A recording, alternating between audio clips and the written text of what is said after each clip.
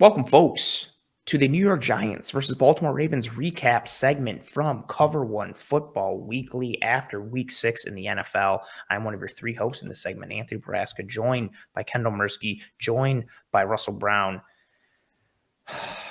I still don't know what to make of the Giants. Like, they're 5-1. I don't get both of these teams just from a DVOA perspective, right? So the Giants come away with this win. The Ravens right now, offensively, they're third offensively in DVOA holistically, fourth in pass, third in the rush. The Giants, both sides of the ball, offense, they're 13th, 12th in the pass, 11th in the rush. Cool. Defensively, they're 30th in DVOA, 20th against the pass, 28th against the run. They come out of this game with a win in a game where Justin Tucker missed a field goal. Mark Andrews drops a touchdown that literally gets hand delivered to him in his mitts, right in his chest, a catch that he makes 99 out of 100 times. Well, you get a snap that goes through Lamar Jackson's hands with 2:55 left, and he decides to make a horrible throw and gets picked off. Then they still have a chance to win it. He gets stripped by Kayvon Thibodeau on just a straight drive-by rush while he's just trying to grab, and he knocks the ball out, and the Giants get the ball back. So many oddities in this game. Russ, we'll start with you. Are you focused on the Giants side? Or are you focused on the Ravens side coming out of this game, and what's your focus? Of course, I'm focused on the Giants. I mean, this team is 5-1, and they're I don't know. I just don't understand. Are they a good 5-1? Are they a good football team? Like, obviously, they haven't lucked into 5 wins, but are they like?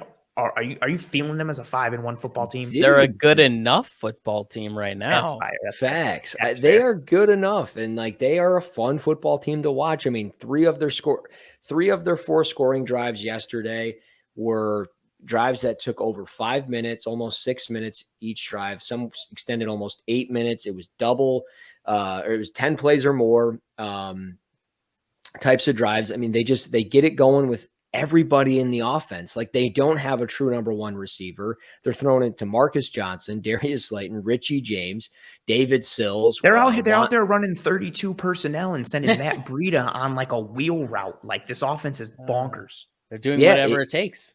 Whatever it takes, and they're eating up clock. Like, that's why some of those drives took so long. Like, they're like, hey, we're going to the very end. But defensively, and I'm not trying to steal the thunder of whatever direction we go with this recap, but like defensively, I sent it last night in the group chat. Like, Wink is doing some crazy stuff. Dude, this guy's he's popping Viagra and just going at it. I don't even know what he's doing. Talk about that clip you tweeted, because that was wild. So, they're running like stack bunches in like the middle. I don't even know. Like, it's like trips bunch. I don't know, like up the middle, but it's the most awesome thing I've ever seen. And it's freaking, they got man coverage. They've got tilt sevens, and then they have freaking 3, and it's so hard for me not to cuss because I'm so used to like coaching football and talking with the coaches and cussing. But like, they've got defensive tackle, all in a straight line over the center, and then a linebacker. And basically they just run like a train, like up the middle, and thinking like, okay, this guy's going to go left, this guy's going to go right, and then this guy's going to go straight. And it forces Lamar having to read that, because if he doesn't, he's going to get screwed. So he slows down through his progressions, and he's running like zone read. And Jair Ward, by the way, like came out of the dad. I don't even know like where he came from. He's been really good against the run this year, like setting the edge and just being a monster on the outside. Yeah. And like they're running like split zone read. So, but Ronnie Stanley is like pulling on it rather than like a tight end. And he reads the pull, and he gets like to heels depth. He's like in a perfect spot. But these guys rushing up the middle, they're like just forcing Lamar to like flush out of the pocket, but Ward is there, and it's just beautiful. And I don't even understand like what I would love to just sit there for 20 minutes listening to Martindale write this stuff up, because it's executed perfectly. And like, it limited, Lamar at times. Like, sure, he still got his, right? Like, he still had 75. Which he will. Yards. You're not going to completely stop someone like Lamar Jackson. You just got to contain him and make him inefficient. Right. But it was a key third down early in the game, and Giants teams in the past would have let him go at 3rd and 8, and he would have ran for 6 or 7 yards. It would have set up for 4th and 2, 4th and 1. They would have let him go again, and Lamar would have got it. And then they would have just kept driving and scored a touchdown on the opening drive and took the win right out of the sails. But the Giants make the stop, get them out of field goal range, and they get an opportunity. Sure, they essentially go 3 and out. They don't do anything, but they ate up 4 minutes of clock on 6 plays for 14 yards. Like, that's key. And that's perfect. Like, you're not always going to score in the league. We know that. But eat up the clock and force the opposition to not be on the field. And the Giants, the game plan was perfect. And as we've seen week in and week out on this show, last drive, they find a way to score. And I don't understand how they do it. Like, just Daniel Jones doesn't turn it over anymore in the last drive of the game. Like, he's just got clutch in his veins now. He's ice water, man. He's coming up big on third downs. He did it against Green Bay last week. We talked about it in London, and he had a couple this week too. Just beautiful throws in the middle of the field on third down. On like 3rd and long, it's like 3rd and 8 or 3rd and 12, and he's just firing rockets over the middle. Good ball placement, good timing, good location. They continue to lean on Saquon Barkley, who looks like the Saquon Barkley that he was drafted to be, and they just keep leaning on him, which they need because, again, to your point, Russ, like Kenny Golladay was a failed experiment. Wan'Dale Robinson comes back in this game. He gets a touchdown, but he's been in and out and banged up. Kadarius Toney can't stay on the field. Sterling Shepard goes down for the year. Slayton was productive last week, but they're relying on like Bellinger at tight end and all their like cavalcade of running backs at this point, just they're throwing everything that they can and doing a bit of everything because they have to, because they're trying to patchwork this thing together on offense at times.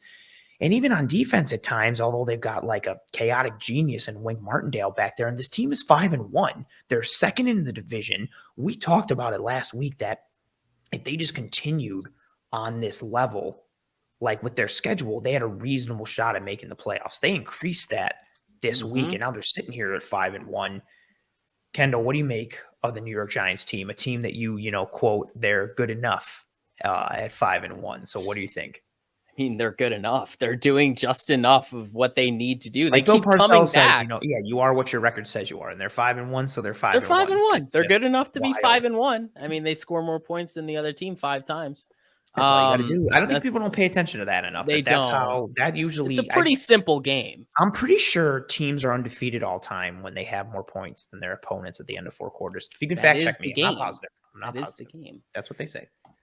I think a big thing for the Giants, though, and you kind of hinted at it jokingly, Russ, but I mean, it is Daniel Jones. Not that he's playing amazing football; it's that he's not playing bad football. He's playing mistake-free football. He's playing within the offense. I mean, you look at what he did. He went 19 for 27, only 8 incompletions, and a few of those were throwaways, which is growth.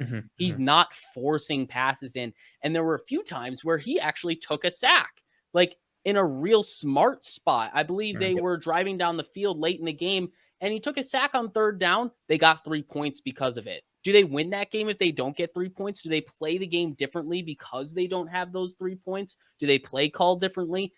There's so much that goes into just making the right decision as a quarterback. When you are the person leading the offense, you have to make the right decision and not cripple your team or cripple the defense, because if you make a mistake, you're putting that defense on the field more, giving more opportunities for them to fail or give up points. And, if the other team has more points, you lose. So we're not sure if that's true or not. That has to be fact we still need to fact check. You're right. But I do think that that's a big part of this team. Obviously, the playmakers or the lack thereof is a very confusing thing. How is this team being as efficient as they are? But I think it's just coming down to the fact that they're giving themselves opportunities to make plays because they have the ball more, because they're not turning it over. So I think just playing within the offense and not playing mistake-ridden football has been huge for the evolution of Daniel Jones and this entire team under Brian Daboll. But obviously, I don't want to make this anything that it isn't, because let's not mistake it for what it is. Saquon Barkley is the engine that drives this offense. We already talked about it. I mean, he looks like that draft prospect that he was touted to be. The burst, the juice, the physicality, the receiving skills, it's all there. The complete picture, the complete running back, and he has really put it together after the rehab of, multiple seasons. So really great to see that, but also great to see him kind of come into his own, especially in New York, without having Mm. to be traded and get to a new scene or anything like that. So it's really great to see that. But last thing for me on the Giants offense specifically, because you guys did a good job with the defense, it's really nice to see those rookies actually contributing. I mean, Yeah. Bellinger back-to-back weeks really putting together something. They have nothing at tight end, and they drafted Bellinger a little bit earlier than most people were probably expecting a guy like him to go. A lot of people touted him as just a blocker only. He's had some Red zone receiving threat. highlights this year. Yeah. And in the red zone, they're doing some things creatively to get the ball, but then he's also just finding open spots, making himself available for Daniel Jones. So that's been great. But also, if they're actually going to move on from Kadarius Toney, give me more Wan'Dale Robinson. Anthony, Your you know boy. how much I love I'm saying, your Wan'Dale boy. Robinson during the draft Your season. boy. He didn't have much this game, but he had 3 receptions for, I believe, like 37 yards and a touchdown. I mean, he's a playmaker. He's going to make plays. If you give him the ball, he has an opportunity to rip it for a touchdown every single time. And that's something this offense needs. It needs more playmakers. So if he can stay healthy, if they can find more ways to scheme him up to get the ball or just give him opportunities to run routes and see if he can separate by himself, I think that's going to do loads for this offense that really needs playmakers to step up. Yeah, they need it with just what they haven't seen at the receiver position, whether it's just poor performance like Kenny Golladay or the injury piece. One last piece on this Giants offense for me, Saquon Barkley, second amongst all running backs in the NFL right now in terms of offensive snap rate at 85.1%. He's 0.1% behind Christian McCaffrey, who's at 85.2. In third is Joe Mixon at 76.9. Saquon's usage is off the charts. Big time gap. But what's even funnier, so that's from like a percentage standpoint, right? If you're just going from a total offensive snaps perspective, Saquon is first amongst all running backs with 337 offensive snaps. Leonard Fournette is second at 311. So a 26 snap difference. And again, keep in mind, so he's 0.1% behind Christian McCaffrey in snap rate again, right? But Saquon has those 337 offensive snaps. McCaffrey has 287. So the snap share is there and the volume is there. Like we've just seen a return. I'm going to knock on wood constantly. I'm doing it a whole bunch right now. You can hear it because I just don't want to jinx him at all. He's so fun to watch. And for a team that is bereft of options on the outside right now, they have to lean on him, and he's showing up big time. And I think we can all agree, like he's a tremendously exciting guy to watch, and it's really cool to see him come back and be able to be this focal point for a new version of this team as they start to rebuild with a new head coach and a new defensive coordinator and new GM as they start to potentially move this thing forward. Really happy to see Saquon just crushing it statistically, and then also from a snap share perspective, just being a true, workhorse and three-down running back for this team and focal point for this offense. Focal point for the Baltimore Ravens offense is Lamar Jackson, as we know. This team now, they lose this game, they move to 3-3. You got to be absolutely frustrated if you're the Ravens because you're 3 losses. You lose to Miami, and you're literally finding ways to lose. You lose to Miami in that comeback for Miami. You lose to the Bills in a heartbreaking fashion as well. You lose to the Giants in a heartbreaking fashion. You can, and I don't do this lightly for teams, but you could very easily look at the Ravens and be like, they could easily be 6-0. Or even if you wanted to play devil's advocate and be like, well, they easily could have lost to Cincinnati. Okay, cool. They easily could be 5-1. And they just keep finding ways to lose. And part of me, again, I mentioned some of the offense numbers on DVOA earlier. I really feel like the luck has to turn at some point. It has to regress to the mean positively. But one area that really does concern me, I thought this defense would be better than what they are. They are blowing assignments and coverages, and we're seeing that volatility that we have seen from guys like Marcus Peters, but Kyle Hamilton is struggling at times, whether it's like his fit and his role. They're also banged up a bit in that secondary. I'm also really concerned about the pass rush. They cannot get there consistently with just 4. They have to blitz. They're trying to find any way that they can to get pressure on the quarterback. We're seeing some great individual efforts at times. Travis Jones had a couple really great pressures and plays against the Giants in this game. Calais Campbell, showed flashes at times. Like he looked like Arizona Calais Campbell or Jacksonville Calais Campbell, but he's not that dominant force, and I don't think he should be expected to be that at this point in his career. Right. Adafe Owe flashes here and there, but not holistically there. Their linebackers will struggle in coverage at times with Queen and Bynes and Malik Harrison. I thought this defense would be better. I think there's more dots to connect there. Russ, where are you on this Baltimore Ravens team? Like, and honestly, for me, it's a perplexing group because I think they have talent. Their record should be better than it is, but they keep finding ways to lose, and it's got to be utterly frustrating for this team and frustrating for us as we try to analyze what they are. Yeah, no, absolutely. I mean, they've given up the fourth most passing yards in the National Football League at just over 1,600 right now. Jeez. Defensively. That's just barely better than the Kansas City Chiefs, barely better, or that's actually just barely worse than the Kansas City Chiefs, but they're, barely better than the Vikings, the Steelers, and the Falcons. And the Steelers played without like any starting secondary this weekend against the Bucs. And still won and punched me out in my survivor pool. But that's the thing though, like those teams are finding ways to win. We talk about it, the Ravens are finding ways to lose. And like from a defense perspective, you have to find ways to stop giving up the big chunk plays through the air. You'll eventually find ways to get pressure.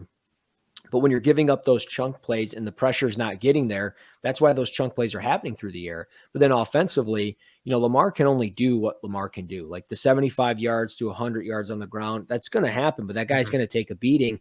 You have to start committing to somebody in the backfield. Like I don't know if J.K. Dobbins got just banged up and just stopped being involved. His knee tightened up a little bit. That was the reports I saw. Kenyon Drake looks sick though. He did look good. And I think that's the guy you got to commit to now, like moving forward. Like let Dobbins get healthy, get ready for potential playoff pushes. You look at the schedule. Sure, yeah. You got to start winning games, and in a couple of weeks you got to be 5-3, 6-3, 6-4, something like that. Because the later part of the schedule is much easier. But beyond that, when's Rashad Bateman coming back? He hasn't been out there. He was in a walking boot after the Bills game. Yeah, you're missing his presence out there. Devin Duvernay is limited in a sense, as we talk about like Romeo Doubs and some guys, like they have a ceiling as players. Like not every player is a top wide receiver. They have, contributions that they have to have on special teams as a slot receiver only. And Duvernay's one of my guys from the draft a few years back. I like his skill set. I like him in the Ravens offense. I almost said the Bills offense, but like right. But he can only do so much. You obviously have Mark Andrews, but Isaiah Likely, like there's a game where he's on and a game where he's off. And it's just like, where's your game plan to be more consistent with certain players in the passing attack, then obviously in the run game, and then just with the pass defense, it's got to get there. It's got to get better. And I don't understand, like there's talent there. Why it's this bad. I don't know. Like you spend all this money for Marcus Johnson and like your defense is getting worse in the secondary. Like that can't happen. Kendall, same question. Flummoxed, frustrated by the Baltimore Ravens. What are your thoughts as we sit here with this team at 3-3 that could easily be a multitude of other records? Yeah, no, I mean, I'm confused. I don't understand. Like I'm sitting here and I just like, I'm disjointed. I don't get how we've gotten here. Yeah, it is kind of similar to what's going on with the Packers. Just a ton of talent, but it's just falling short. I think a little bit different here is some of the injuries and how that's impacted the team. But even not talking about the injuries, like the defense is underperforming. The fact that, I mean, Owe has made some boneheaded mistakes. He's made some great flashes. He's just kind of all over the place, but he's a ball of talent. It's just like, when is he going to realize that potential and really put it all together? But there's a lot of talent on this defense. They just can't fit it all together in a way that's going to make them efficient. And yeah, they're giving up too many explosive plays. The fact that they can't get a 4-man rush to do anything in terms of create pressure is a big problem for them. I just think that is usually the staple for a Baltimore Ravens team, and obviously a team in the AFC North. And if they're going to commit to run the football as much as they are, that's usually the compliment. You run the football a lot, you usually want to have a good defense to pair with it. So obviously that needs to get better. But going back to the injury point on the offensive side, I really do think Rashad Bateman, losing him has done so much to cripple this offense, because you can kind of see them get away with things in the first few, like the first half and maybe even the first 3 quarters of a game. But when it comes down to crunch time and they need yards, specifically in the passing game, when it's hard to get, and the defense knows it's probably going to Mark Andrews, what are you going to do? Are you just going to rely on Lamar scrambling, getting out of there? And, we talk about like Wink Martindale drawing some stuff up to confuse a guy in the pocket, make him take an extra half a second or even a full second to diagnose the rush and the coverage. It's just going to make life too difficult for Lamar to just have everything thrown on his shoulders. So I think that's a big part of it. But I mean, honestly, there were just a lot of mistakes in this game. Just this game alone, like, boil it down to this. Tucker missed a field goal. I mean, that alone should like ring bells. Like, Tucker missed a field goal. That doesn't happen. No. The drop deflection from Andrews in the end zone, it was a deflection. So like he probably I wouldn't say he should have caught it, but he could have caught it. It literally hit him in the face mask in the end zone. And then Owe had an unsportsmanlike conduct penalty on a 3rd down that stopped the Giants short of the yards gain, gave them the first down, and then they end up scoring on that drive. And then it's 20-17. Lamar has the ball on 3rd and 6, can't catch the shotgun snap, then forces a throw on that 3rd and 6 with a 3-point lead. You can just take the sack and punt the football, trust your defense that they have to drive the entirety of the field to go score points. They have to score a touchdown to win, or 3 just to tie it, and you still have a chance to rebuttal if they tie it with 3. You don't need to throw that football that turned into the Julian Love interception. It just doesn't need to happen.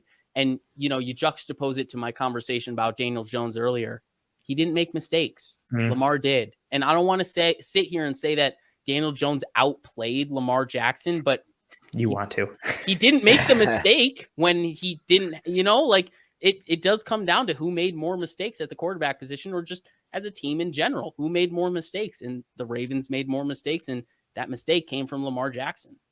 And that seems, again, to be a theme with this team. Like, they just continue to shoot themselves in the foot in a variety of ways. I mean, hell, we almost saw it with the Bengals game too. Like, another 4th down decision that could have, like, this time they decided to kick the field goal against Cincinnati, and then Cincinnati goes down and scores, and it could have been another, like, another poor decision for Harbaugh and the Ravens. Like, they just seem like they can't get out of their own way. And for a team that last year was so hindered by all the injuries, I think it's the most man games lost to injury since that stat was kind of like being recorded. They just had a ridiculous season last year in terms of the amount of injuries and the critical positions that they came at. They come into this year, they're healthier, and I think there was that anticipation of having a better season. Not that they still can't have it, but they just seem like they can't get out of their own way. And they're also having injuries happen again. Like, Ronnie Stanley just started to come back, and then he gets banged up again. We'll see what happens. Like, and Bateman goes down, and Dobbins is coming back, but then he gets banged up a little bit again in this game. Marcus Williams has been banged up. Like, this team just seems like they're cursed at some point, or just have like the worst puck luck, to use a hockey term, that like I've ever seen in my life at this point. But we'll see what both of these teams become. Like, it's very interesting trajectories. A team that cannot get out of its own way in the Baltimore Ravens versus a team in the New York Giants who, I don't mean this like disparagingly or negatively, but a team that just all the bounces seem to be going in their favor at this point as they sit here at 5-1 in a rebuild year that I don't think anybody expected much of them for.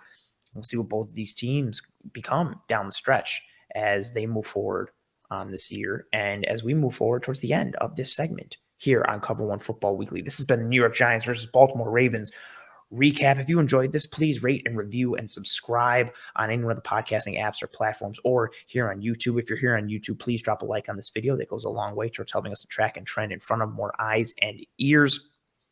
Subscribe to the channel. Tell your family and friends and loved ones about how fantastic the show was. If you thought the show was terrible, tell your enemies and try and ruin their day. A listen's a listen, a view's a view. We appreciate you regardless. And for myself, Anthony Prohaska, for Kendall Mursky, for Russell Brown, this has been Cover One Football Weekly, and we'll see you next week.